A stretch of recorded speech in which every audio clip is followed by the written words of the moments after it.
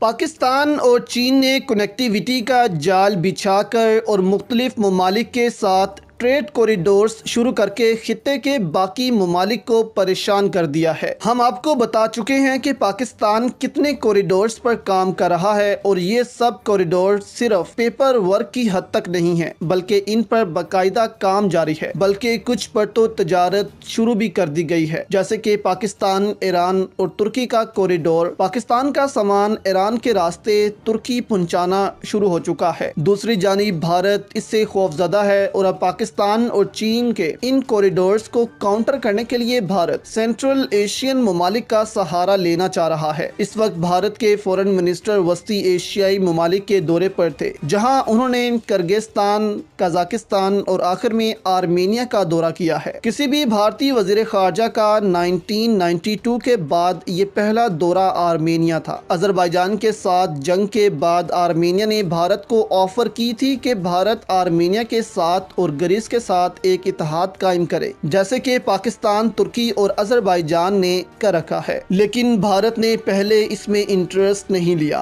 لیکن اب جب بھارت کو پتا چلا ہے کہ آرمینیا اتنا اہم ملک ہے تو بھارتی وزیر خارجہ دوڑے دوڑے آرمینیا پہنچ گئے ہیں۔ اس وقت Bharat north south international transport corridor پر کام شروع کرنا چاہ رہا ہے۔ اس کوریڈور کو 2000 میں شروع کرنے کا فیصلہ تھا، لیکن ابھی تک اس میں کوئی پیش رفت نہیں ہوئی تھی۔ اب بھارت ایران کی چابہار بندرگاہ سے آرمینیا سے جڑنے جا رہا ہے اور وہاں سے بھارت کا منصوبہ ہے کہ یورپ تک رسائی حاصل کی جائے گی اور اس کے علاوہ روس سے بھی جڑا جائے گا۔ بھارت صدیوں سے پاکستان کے راستے سینٹرل ایشین ممالک تک رسائی حاصل کرنے کا خواب دیکھتا رہا ہے، لیکن اب بھارت کو پتہ چل چکا ہے کہ پاکستان کبھی بھی بھارت کو راستے نہیں دے گا جب تک بھارت نے کشمیر کا مسئلہ حل نہ کیا، جبکہ چین اور پاکستان کے تیزی سے بڑھتے ہوئے کوریڈور کے جال نے بھی بھارت کو پریشان کیا ہوا ہے، جس وجہ سے اب بھارت ایران اور آرمینیا کے راستے وسطی ایشیائی ممالک، یورپ اور روس تک رسائی حاصل کرے گا۔ لیکن اب دیکھنا یہ ہے کہ یہ منصوبے حقیقت کا روپ دھارتے ہیں یا نہیں، یا یہ بھی بھارت ایران افغانستان کوریڈور کی طرح